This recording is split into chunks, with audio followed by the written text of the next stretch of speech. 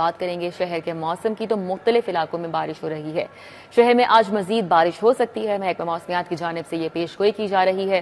موجودہ درجہ حرارت کی بات کی جائے تو 32 ڈگری سینٹی گریڈ تک ریکارڈ کیا گیا ہے اور 28 جولائی سے لاہور سمیت مختلف شہروں میں بارش ہوگی۔ محکمہ موسمیات کا یہ بھی بتانا ہے اربن فلڈنگ کا خدشہ بھی ہے اور ماہرین موسمیات نے اس حوالے سے بھی الرٹ جاری کیا ہے۔ کہا ہے لاہور کے نشیبی علاقے زیر آب آ سکتے ہیں۔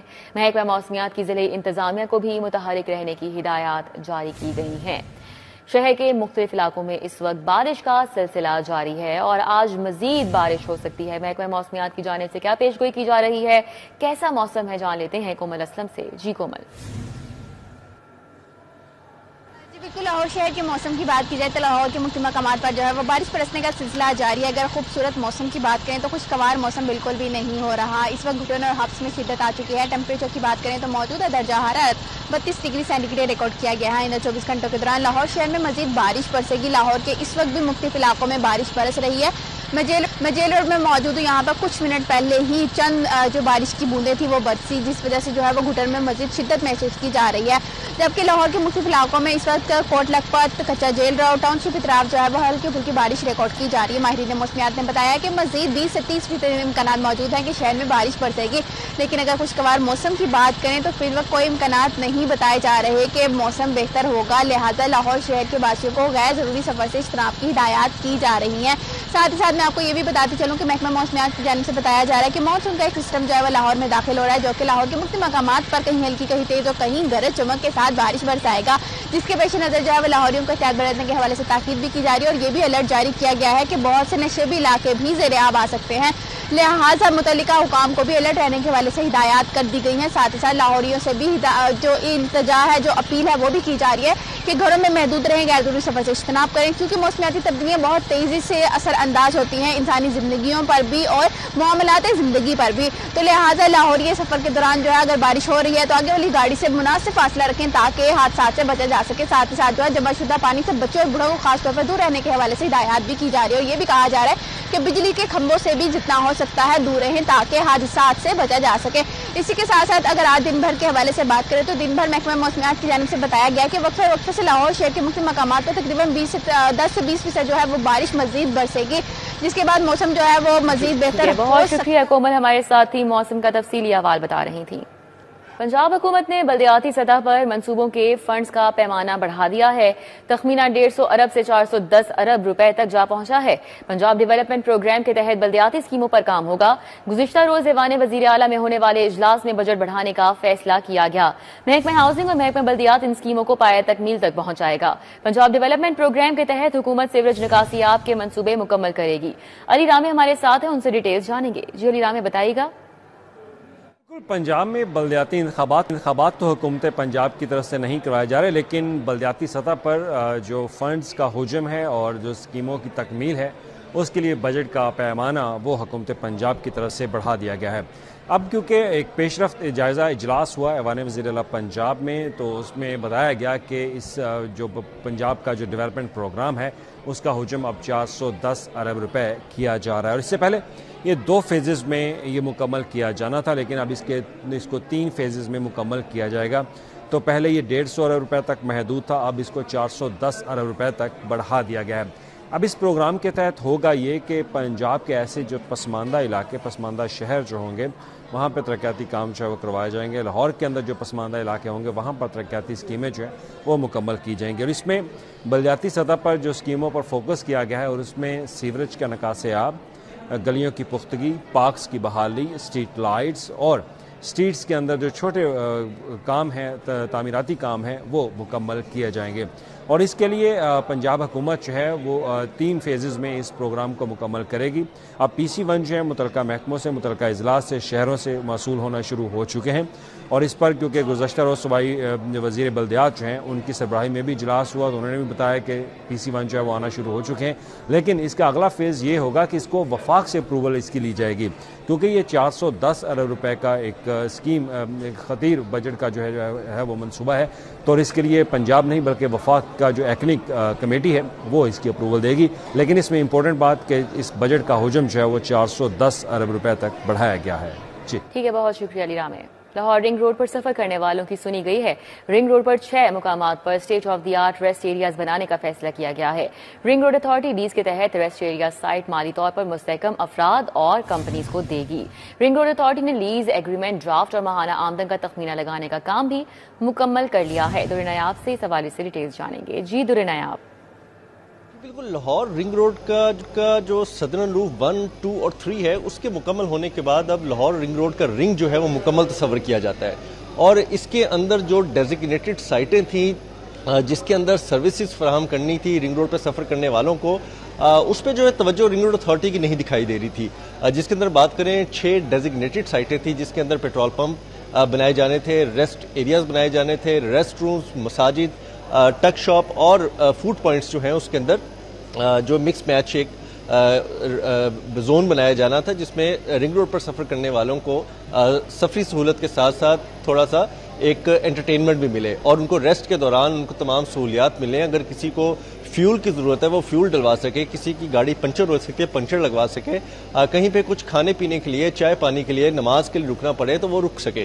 اب اس پہ بہت اہم فیصلہ سامنے آیا ہے کہ Punjab ring road authority Lahore ring road کے اوپر یہ تمام 6 کی 6 سائٹیں لیز کرنے جا رہی ہیں، جس کے ایگریمنٹ پہ کام کیا جا رہا ہے، اور ان 6 سائٹوں کو اخبار میں اشتہار کے ذریعے جو ہے وہ مشتہر کیا جائے گا۔ سائٹ کا جو سائز ہے 4.5 سے 5 کنال ہوگا، اور اس پہ پراپر ایک جو خوبصورت ایک سائٹ ہوتی ہے جس پہ ہر چیز ہوتی ہے وہ بنائی جائے گی۔ رنگ روڈ اتھارٹی کا موقف ہے کہ آئندہ 10 سے 15 دنوں کے اندر یہ مارکیٹ میں فلوٹ۔ سینئر افسران کی قلت یا جونیئر افسران کی تگڑی سفارش۔ پنجاب کے 27 اضلاع میں جونیئر افسران ڈپٹی کمشنرز لگ گئے ہیں۔ پنجاب کے 12 اضلاع میں میرٹ کے مطابق تعیناتیاں کی گئیں۔ پنجاب میں گریڈ 20 کا کوئی افسر بھی ڈی سی لگنے کو تیار نہیں۔ بات کریں گے اس حوالے سے ایڈیٹر بیوروکریسی کیسر کھوکھر سے۔ جی کیسر کھوکھر۔ پنجاب نے 27 اضلاع میں جو ہے، پنجاب کے 41 میں سے 27 اضلاع میں جو ہے جونیئر افسران کو ڈی سی لگا دیا ہے، اور جو سینئر افسران ہیں وہ منہ دیکھتے رہ گئے ہیں اور جونیئر افسران ڈی سی لگ گئے ہیں، جبکہ 12 اضلاع میں جو ہے وہ گریڈ کے مطابق جو ہے وہ ڈی سی لگائے گئے ہیں۔ حکومت پنجاب نے جونیئر افسران کو تگڑی سفارش پر ڈی سی لگا دیا ہے، خاص طور پر گریڈ 18 کے جو افسران ہیں ان کو گریڈ 20 کی ڈی سی کی سیٹ پر جو ہے وہ ڈی سی لگایا گیا ہے، اور اس حوالے سے یہ جو سینئر افسران ہیں گریڈ 19 کے یا گریڈ 20 کے وہ منہ دیکھتے رہ گئے ہیں۔ حکومت پنجاب نے ڈی سی لاہور سید موسیٰ رضا گریڈ 19 کے افسر ہے اور گریڈ 20 کی سیٹ پر تعینات ہے۔ ڈی سی قصور عمران علی گریڈ 19 کے افسر ہے اور گریڈ 20 کی سیٹ پر تعینات ہے۔ ڈی سی شیخپورہ شاہد عمران مارت گریڈ 18 کے افسر ہے اور گریڈ 20 کی سیٹ پر تعینات ہے۔ ڈی سی ننکانہ محمد تسلیم اختر رو گریڈ 18 کے افسران ہے اور گریڈ 19 کی سیٹ پر تعینات ہے۔ ڈی سی گجرانوالہ نوید احمد جو ہے گریڈ 18 کا افسر ہے اور گریڈ 20 کی سیٹ پر تعینات ہے۔ ڈی سی سیالکوٹ صبا اصغر گریڈ 19 کی افسر ہے اور گریڈ 20 کی سیٹ پر تعینات ہے۔ ڈی سی گجرات نور العین قریشی جو ہے گریڈ 18 کی افسر ہے اور گریڈ 19 کی سیٹ پر تعینات ہے، جبکہ 12 ضلع میں جو ہے وہ میرٹ پر ڈی سی لگائے گئے ہیں، جبکہ کچھ ضلع خالی بھی پڑے ہوئے ہیں، جیسے وزیر آباد کا ضلع خالی پڑا ہوا ہے۔ بہت شکریہ۔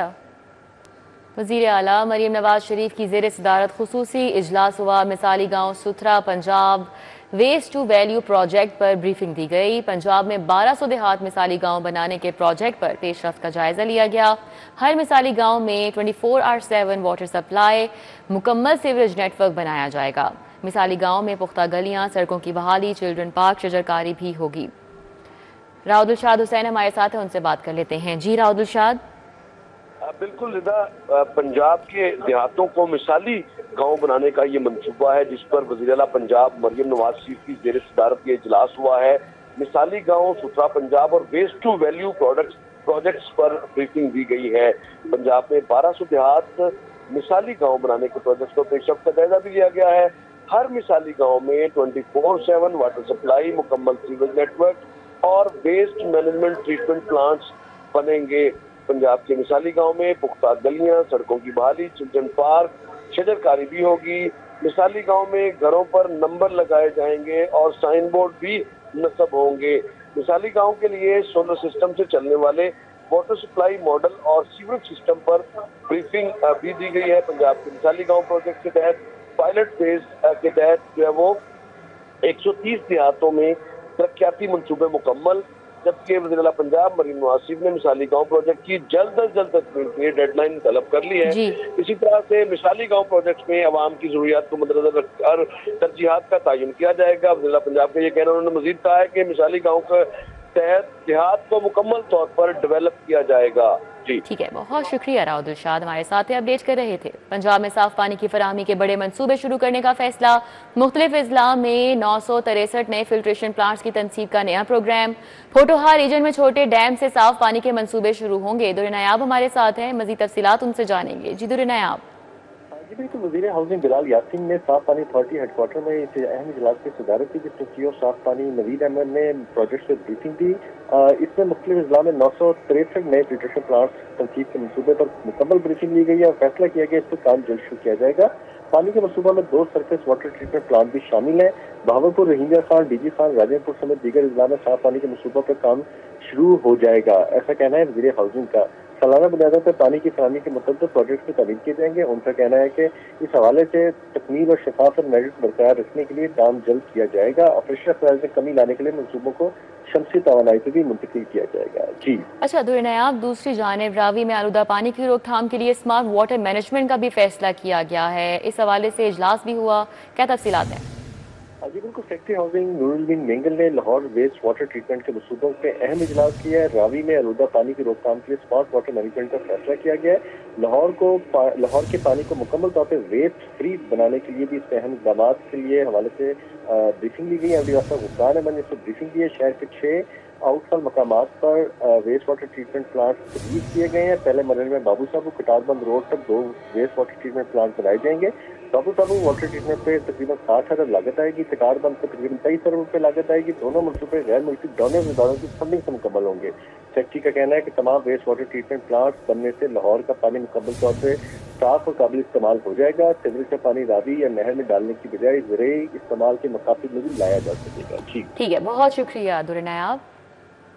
وزیر اعلیٰ ہیلتھ ویجیلنس اسکواڈ کے ہسپتالوں کے دورے، فرائض میں غفلت پر جناح اور عزیز بھٹی شہید ہسپتال کے ڈاکٹرز اور عملے کے تبادلے، فرائض میں غفلت پر جناح ہسپتال کے سینئر میڈیکل افسر ڈاکٹر عمر فاروق کا تبادلہ، جناح ہسپتال کے میڈیکل افسر ڈاکٹر محمد احمد کا تبادلہ، اسی طرح جناح ہسپتال کے جونیئر ٹیکنیشین عمر حیات اور محمد اجمل کا بھی تبادلہ کیا گیا ہے۔ دونوں ڈاکٹر اور ٹیکنیشینز کو محکمہ اسپیشلائزڈ ہیلتھ رپورٹ کرنے کی ہدایات جاری کی گئی ہیں۔ فرائض میں غفلت پر ایم ایس عزیز بھٹی شہید ہسپتال گجرات ڈاکٹر ایاز ناصر کا تبادلہ کر دیا گیا۔ Principal Nawaz Sharif medical college Gujarat doctor رحمان گلزار کو ایم ایس کا چارج دیا گیا۔ ڈپٹی ڈائریکٹر کنٹرولر عزیز بھٹی شہید ہسپتال فرید نظر کا بھی تبادلہ کیا گیا ہے اور جونیئر ٹیکنیشین عزیز بھٹی شہید ہسپتال فخر عباس کا بھی تبادلہ کر دیا گیا ہے۔ کوٹ رادھا کرشن میں 12 سالہ لڑکی کا گلا کاٹ کر قتل کرنے کا واقعہ پیش آیا۔ وزیر اعلیٰ مریم نواز نے 12 سالہ لڑکی کا قتل کرنے کے واقعے کا نوٹس لیا ہے۔ وزیر اعلیٰ مریم نواز شریف نے رپورٹ طلب کر لی اور فوری کارروائی کا حکم جاری کیا۔ وزیر اعلیٰ مریم نواز شریف کا سوگوار خاندان سے دلی ہمدردی اور تعزیت کا اظہار۔ کوٹ رادھا کرشن میں 12 سالہ لڑکی کا گلا کاٹ کر قتل کرنے کا واقعہ پیش آیا۔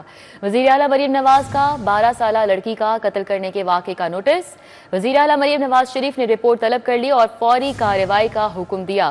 وزیر اعلیٰ مریم نواز شریف نے سوگوار خاندان سے دلی ہمدردی اور اظہار تعزیت بھی کیا ہے۔ افسوسناک واقعہ پیش آیا کوٹ رادھا کرشن میں، جہاں پر 12 سالہ لڑکی کا گلا کاٹ کر اسے قتل کیا گیا۔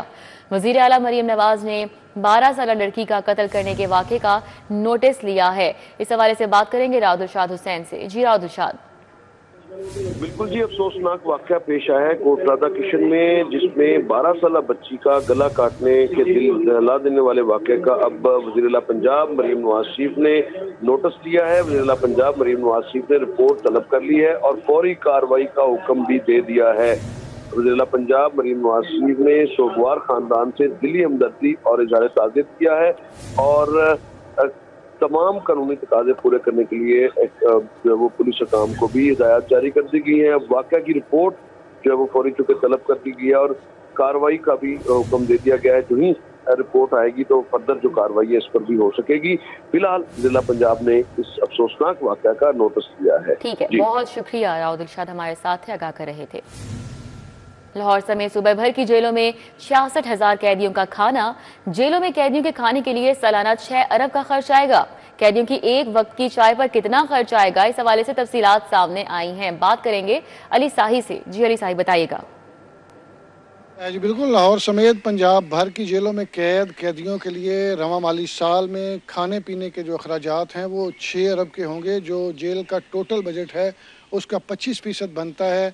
और इसमें अहम बात यह है कि 66,000 कैदी जो जेलों में असीर हैं उनकी चाय एक वक्त जो खाने के बाद दी जाती है उस पर 68 करोड़ रुपए का बड़ा खर्चा आएगा। इसमें जो डब्बे का पैक दूध है वो ख़रीदा जाएगा, चीनी खरीदी जाएगी और पत्ती खरीदी जाएगी। इसके हवाले से जो तफसीलात हैं, पंजाब भर की जेलों में 57 करोड़ 45 लाख का दूध जो है वो ख़रीदा जाएगा। चाय की पत्ती के हवाले से बात की जाए तो 8 करोड़ 12 लाख की ये चाय की पत्ती खरीदी जाएगी, जबकि 2.5 करोड़ की चीनी जो चाय में इस्तेमाल होती है वो खरीदी जाएगी। लाहौर की जेलों के हवाले से बात की जाए तो 25 करोड़ की चाय कैदियों को फराहम की जाएगी। लाहौर की जेलों में दूध जो है वो 7,33,000 लीटर, जबकि पंजाब भर की जेलों के लिए 20,32,000 लीटर दूध खरीदा जाएगा। चाय की पत्ती लाहौर की जेलों के लिए 17,700 किलो खरीदी जाएगी, जबकि पंजाब भर की जेलों के लिए 49,000 किलो चाय की पत्ती जो है वो खरीदी जाएगी। टेंडर और कॉन्ट्रैक्ट का इजरा किया जा रहा है, लेकिन सबसे अहम बात यह है कि रवां माली साल में अली साहिब बहुत शुक्रिया। नादरा की गलतियों के बायस शहरी अदालतों के चक्कर लगाने पर मजबूर हो चुके हैं। सिविल कोर्ट में रोजाना दर्जन के करीब शहरी दावे दायर कर रहे हैं। इस हवाले से बात करेंगे शाहीन अतीक से। जी शाहीन अतीक। जी, नादरा की गलतियों की सज़ा जो है वो शहरियों को भुगतना पड़ रही है। रोज़ाना किसी की वल्दियत सही नहीं है, किसी के डेट ऑफ बर्थ सही नहीं है और फिर उनको अदालतों की तरफ भिजवा दिया जाता है। रोज़ाना सैकड़ों की तादाद में जो है वो लोग अदालत से रुजू कर रहे हैं और दावे जो है वो दायर कर रहे हैं। एक अदालत है जो ना काफ़ी है। मेरे पास यहाँ पर शहबाज भट्टी एडवोकेट मौजूद है। इनको किन परेशानी का सामना करना पड़ रहा है उनसे हम इस सवाल से बात करते हैं। आप ये बताइएगा कि एक कोर्ट है, सैकड़ों लोग आ रहे हैं, अदालतें भरी हुई हैं, क्या कहेंगे आप इस हवाले से? जी, इस तरह है कि नादरा में किसी के आईडी कार्ड में डेट ऑफ बर्थ गलत हो जाती है, किसी की नाम गलत हो जाता है, वल्दियत गलत हो जाती है, हालांकि वो गलती होती है नादरा की, नादरा ऑफिस की, लेकिन वो उनको रेफ़र कर देते हैं लोगों को कोर्ट की तरफ के जाएँ आप डिग्री लेके आएँ। और यहाँ पे सिर्फ एक ही सिविल जज साहब हैं जो इस नादरा के मामलात को डील करते हैं। और उस कोर्ट में इतना रश होता है कि तिल धरने को जगह नहीं होती। और अगर डेट मिले तो वो 1 माह, 1.5 माह, 2 माह की डेट मिलती है और शहरी परेशान हो रहे होते हैं, तो कोर्ट में वो साल लग जाता है एक छोटी सी गलती को दुरुस्त करवाने के लिए। तो मेरी आला जो इख्तियारात वाले हैं, मेरे सेशन जज साहब से ख़ास तौर पे ये रिक्वेस्ट है, हम्बल सबमिशन है कि कोर्ट्स जो हैं वो 2 या 4 बना दें सिविल जजेस को, जो है ना, जो नादरा के केसेस को डील करें। जिस तरह वापडा के केसेस को डील करते हैं वो 8-10 सिविल जजेस साहबान हैं, इसी तरह नादरा के जो मामला हैं उनको डील करने के लिए भी कोर्ट में इजाफा किया जाए। जी, आपने शहबाज भट्टी एडवोकेट है, उनका जो है मौका से उनका कहना ये है। शाहीन अतीक। तानिया 9 मई समेत 4 मुकदमात का ट्रायल कोर्ट लखपत जेल में जारी है। इंसदादे दहशतगर्दी अदालत के जज मंजर अली गुल कोर्ट लखपत जेल में समाअत कर रहे हैं। समाअत का हवाल जानेंगे जमालुद्दीन जमाली से। जी जमालुद्दीन जमाली। जी बिल्कुल, 9 मई जलाओ गिराव के 4 मुकदमात का ट्रायल आज कोर्ट लखपत जेल में जारी है। इंसदादे दहशतगर्दी अदालत के जज मंजर अली गिल कोर्ट लखपत जेल पहुँच गए हैं। वहाँ पे आज जो गवाहान हैं उनकी शहादतें कलमबंद की जा रही हैं, जबकि मुलजमान के वकला जो है वो उन पे जिराह कर रहे हैं। थाना शादमा नजर आतिश केस और जिना हाउस के करीब पुलिस की गाड़ियां जलाने का एक मुकदमा जो है, ये 2 मुकदमात हैं जिनमें ट्रायल की कार्रवाई तकरीबन मुकम्मल हो गई है और आइंदा हफ्ता जो है इन दोनों मुकदमात पर फैसला सुना दिया जाएगा। थाना शादमा नजर आतिश केस में सिर्फ 2 तफ्तीशी अफसरान हैं जिनके बयानात पर जिराह बाकी है।